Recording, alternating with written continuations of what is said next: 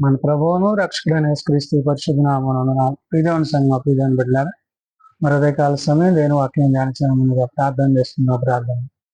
కృపగల తండ్రి దయగల యేసయ్యని బంగారు పాదాలు కొల్లట్లే మమ్మల్ని ఆలస్యతల స్తోత్రములు గతించిన రాత్రి అంతా నీ రెక్కల చాటును దాచి కాపాడి సంరక్షించిందేవా. మరి ఉదయకాల సమయం సజీవ లేఖను చేరి ప్రార్థించుండగా వాక్యమైన దేవుడు వాక్యం నాతో మాతో మాట్లాడి మీరే మహిమ గంట ప్రభావాలు పొందమని చేసిన నడుచున్నాను తండ్రి.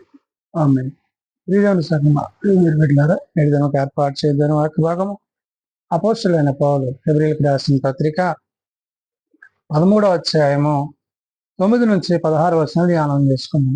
అపోస్తలుడైన పౌలు హెబ్రీయులకు రాసిన పత్రిక 13వ అధ్యాయము 9 నుంచి 16 వచనములు ఈ విధంగా రాయబడినవి. నానా విధములైన అన్య బోధల చేత రెప్పబడకుడి, బోధన పదార్థములను బట్టి కాక కృపను బట్టియే హృదయము స్థిరపరచుటకు మంచిది. భోజనములను బట్టి ప్రవర్తించిన వారికి ఏమీ ప్రయోజనము కలగలేదు. ప్రియమైన సంఘమా, ప్రియమైన బిడ్డలారా, పౌలు హెబ్రీ సంఘానికి పత్రిక రాస్తూ అన్య బోధల చేత రెప్పబడకుడి అంటున్నాడు. అంటే వాక్య విరోధమైన వాక్యానుసారము కానిది కూడా ఒక బోధ ఉంది. దాని వైపు ఒకవేళ మీ హృదయాలు, మీ ఆలోచనలు గనక తిప్పబడితే మీరు పరలోకాన్ని, నిత్యరాజ్యాన్ని పొందలేరు అనే విషయాన్ని పౌలు ఆనాడు హెబ్రీ సంఘానికి, నాడు సార్వత్రిక సంఘానికి చెప్తున్నాడు. కాబట్టి అంటున్నాడు, నానా విధములైన అన్య బోధల చేత త్రెప్పబడకుడి అంటున్నాడు. నానా విధములైన అంటే క్రీస్తు తప్ప, క్రీస్తు ప్రేమను గుర్చి తప్ప, తండ్రి యొక్క ఉద్దేశాన్ని తప్ప, దేవుని యొక్క లేఖనానుసారంగా, వాక్యానుసారంగా కాక వాక్య విరోధమైన వాటి యందు నీ మనస్సును కేంద్రీకరించొద్దు అని చెప్తూ, అవి ఎలాంటివంట? భోజన పదార్థమును బట్టి కాక. అంటే ఏంటి?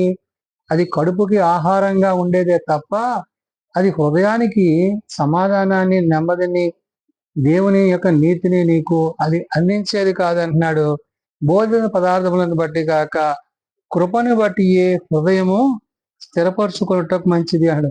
అంటే హృదయము అంటే హృదయాంతరంగా కలిగిన దేవుడు తన వాక్యము చేత, తన మాట చేత ఆయన మనల్ని స్థిరపరచును కాబట్టి కృప బట్టి అన్నాడు. కృప చేత రక్షింపబడ్డ మనము ఆ కృపను బట్టి కృపానుసారంగా జీవిస్తూ ఆ కృపయందు కొనసాగుతూ కృపను బట్టి హృదయము స్థిరపరచుకోవటం మంచిదండి. ఆ కృపను బట్టి మన హృదయాలు వాక్యమానుసారంగా, వాక్యానుసారమైన విధానంలో అవి ఉండాలి అనే విషయాన్ని పౌలు చెప్తూ, భోజనమును బట్టి ప్రవర్తించిన వారికి ఏమీ ప్రయోజనము కలగలేదు అని. అంటే ఆహారం కోసం, శరీర సంబంధమైన వాటి కోసం చేసే పని ఏదైతే ఉందో అది ఏమాత్రము కూడా మేలైనది, ఆశీర్వాదకరమైనది కాదు అనే విషయాన్ని పౌలు గుర్తు చేస్తున్నాడు. అంటే ఈ అన్య బోధల యందు, అంటే దేవుని మాట కాక దేవుని విరోధమైన అనేకమైన మరి ఏవైతే విషయాలు ఉన్నాయో వాటి వైపు నీ మనస్సును కేంద్రీకరించకూడదు అంటున్నాడు.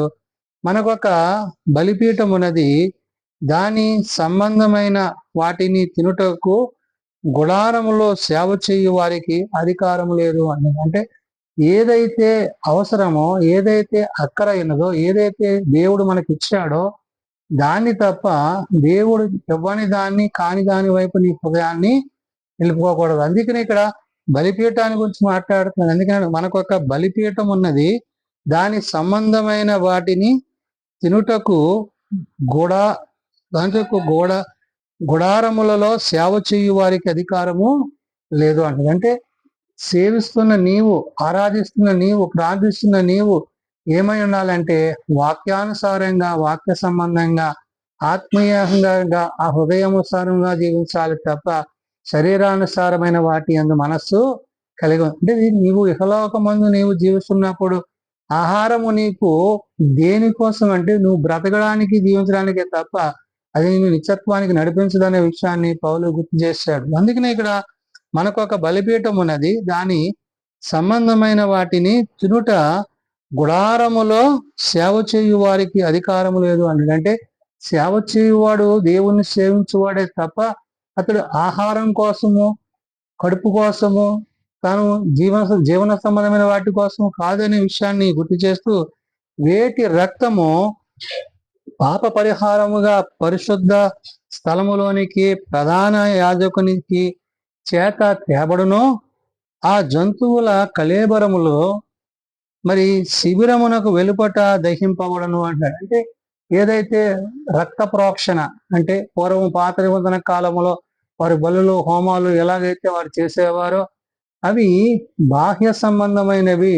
అంటే దేవాలయం వెలుపట అవి ఎలాగైతే బలులను ఇచ్చి వాటి యొక్క రక్తాన్ని అక్కడ ప్రోక్షిస్తున్నారో అలాగా మనందరి కోసం, మనందరి పాపముల కోసము మరి నీతిమంతుడైన దేవుని కుమారుడైన క్రీస్తు ఆయన బలి అయిన విషయాన్ని ఇక్కడ పౌలు గుర్తు చేస్తాడు. అంటే జంతువుల యొక్కయో, ఎడ్ల యొక్కయో, మేక యొక్కయో రక్తం కాక ప్రశస్తమైన పరిశుద్ధమైన రక్తం చేత మనము కడగబడ్డ వారం అనే విషయాన్ని చెప్తున్నాడు. అందుకనే వేటి రక్తము పాప పరిహారముగా పరిశుద్ధ స్థలములోనికి ప్రధాన యాజకుడు చేత తేబడునో ఆ జంతువుల కళేబరములను శిబిరమును వెలుపట దహింపబడును అంటాడు. కాబట్టి ఆ రక్త ప్రోక్షణ లోపల జరుగుతుంది, వాటి కళేబర, వాటి శరీరం ఏమవుతుంది, బయట వాటిని దహించి వేయట, అంటే దాన్ని కాల్చివేస్తారు అనే విషయాన్ని చెప్తూ, కావున యేసు కూడా తన స్వరక్తము చేత ప్రజలను పరిశుద్ధ పరచుటకై గవిని వెలుపట శ్రమ పొందెను. కాబట్టి ఏ విధంగా అయితే జంతు ప్రోక్షణ ఎలాగైతే పాత నిబంధనలో వారు బలులు అర్పించారో ఆ విధంగా మరి క్రీస్తు మనందరి పాపముల నిమిత్తము, మనందరి రక్షణ నిమిత్తము ఆయన బలి అయి ఉన్నారు. కాబట్టి ఆయన కూడా గవిని వెలుపట ఆయన తన రక్తాన్ని చిందించారు. అందుకనే పౌలు ఇక్కడ అంటున్నాడు, కావున యేసు కూడా తన స్వరక్తము చేత ప్రజలను పరిశుద్ధ మరి పరచుటకై గవిని వెలుపట శ్రమ పొందను. కాబట్టి ఈ విధంగా తండ్రి తన కుమారుని ద్వారా రక్షణ సంకల్పాన్ని మన పట్ల ఆయన జరిగించారు. కాబట్టి నిలువరమైన పట్టణము మనకిక్కడ లేదు, గాని ఉండబోచున్న దాని కొరకు ఎదురు చూచుతున్నాము. ఏదైతే దేవుడు నీ కొరకు నా కొరకు ఆయన ఏర్పరచబోతున్నాడు, నూతన పరచబోతున్నాడు, ఆ నూతన యెరూషలేమును గురించి, పరలోకమును గురించి, పరిశుద్ధుల గురించి దేవుని యొక్క వాక్యము చేత, విశ్వాసము చేత, దేవుని మాటల యందు మరి ఇతర బోధల చేత కాక క్రీస్తుని బట్టి, క్రీస్తు ప్రేమను బట్టి నీవు జీవిస్తున్న విధానం ఏదైతే ఉందో దానిని ఇక్కడ పౌలు ప్రస్తావన చేశాడు.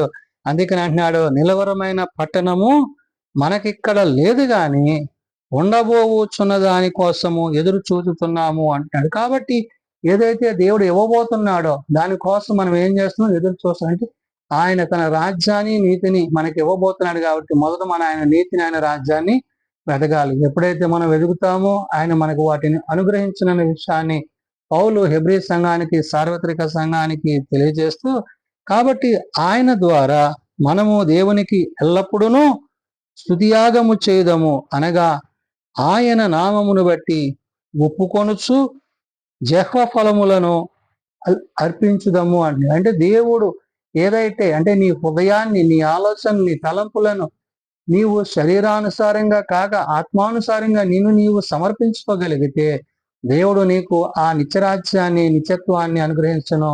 కాబట్టి పరలోకమందు దేవునితో నీవు నేను సదాకాలము జీవించాలంటే దేవుడు ఇవ్వబోతున్న ఆ యొక్క నూతనమైన యెరూషలేమును బట్టి, ఆయన పట్టణమును బట్టి, ఆయన ఉద్దేశాలను ఇక్కడ తెలియజేస్తున్నాడు.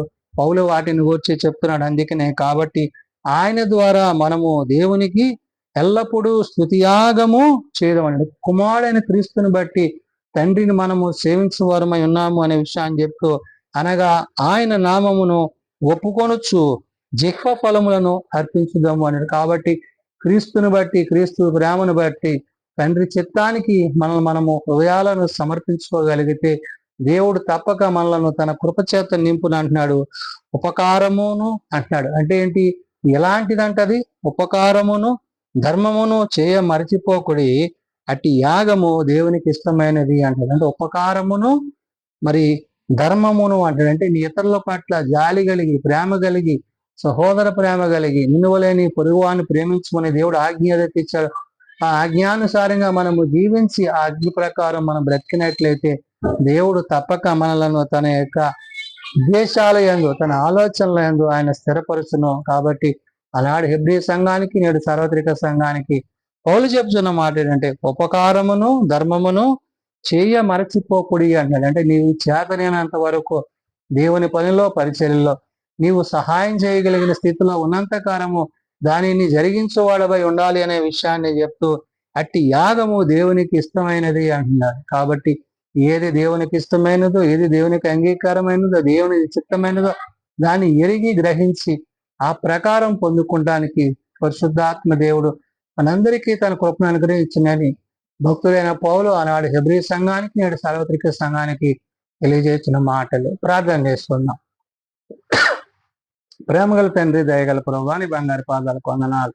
ఉదయకాల సమయం నీ పాదాలు చెంత చేరి ప్రార్థించుండగా ప్రభువా, వేటిని అందు మేము హృదయాన్ని నిలుపుకోవాలో, దేనిని సేవించవలసినదో, అన్యబోధల యందు మనస్కరించక నీ వాక్యమును అనుసరించి, నీ నీతిని అనుసరించి, నీ చిత్తానుసారంగా జీవించుటకు నీ సహాయము మాకు దయచేయండి. ఎవరైతే ప్రభువా నేను ఎరుగక తెలియక ఇంకా తమ హృదయాలను కఠినపరుచుకుంటున్నారో అటు హృదయాలను మారు మనసు పాపక్షమాపణ దయచేయండి. అయా నీవిచ్చు ఆహారము జీవాహారమైనది కాబట్టి నాయన ఇహ సంబంధమైన శరీరమందు తీసుకునే ఆహారం నందు కాక ఆత్మతో సత్యముతో హృదయములందు పవిత్రత కలిగి వాక్యమందు స్థిర విశ్వాసం కలిగి జీవించుటకు నీ కృప దయచేయండి. బలహీనలను బలపరచండి, రోగులను స్వస్థపరచండి. ఆయా ప్రార్థన వసతులు కలిగిన కుటుంబాలను ప్రత్యేకపరచండి. నేను పరిచర్యలో సేవలో నీ సన్నిధి తోడ్పాటు దయచేయండి. జన్మదినాలు, వివాహ దినాలు, కుడికల కుటుంబాలను ప్రత్యేకపరచండి. తమ పిల్లలను పోగొట్టుకున్న కుటుంబాలను ఆదరించండి. రక్షణ వస్త్రాలు బిడ్డలకు ధరింపజేసి నీ నీతిని అనుసరించి, నీ సత్యం అనుసరించి నిత్య రాజ్యంలో నీతో యుగాలు జీవించగలందులకు అట్టి కృప దయచేయమని యేసునామం నడుచున్నాం తండ్రి, ఆమేన్. పరలోకమందున మా తండ్రి, నీ నామం పరిశుద్ధపరచబడుగాక, నీ రాజ్యం వచ్చుగాక, నీ చిత్తం పరలోకమందు నెరవేర్చినట్లు భూమి మీద నెరవేరుగాక. మా నిందన నడుమకు దయచేయాలి. బిడ్డల ప్రార్థన చేసిన వారిని మేము క్షమించిన ప్రకారం అపరాధములను క్షమించు. శోధనలో తేకాల్సిన తప్పించింది. రాజ్యము, శక్తి, మహిమ నిరంతరము నీవేనో తండ్రి, ఆమేన్. మన పరమ తండ్రి దేవుని ప్రేమ, ప్రభువైన యేసుక్రీస్తు కృప, ఆదరణకర్త అయిన పరిశుద్ధాత్మ సహాయము సదా తోడయండి సంరక్షించునుగాక. ఆమేన్.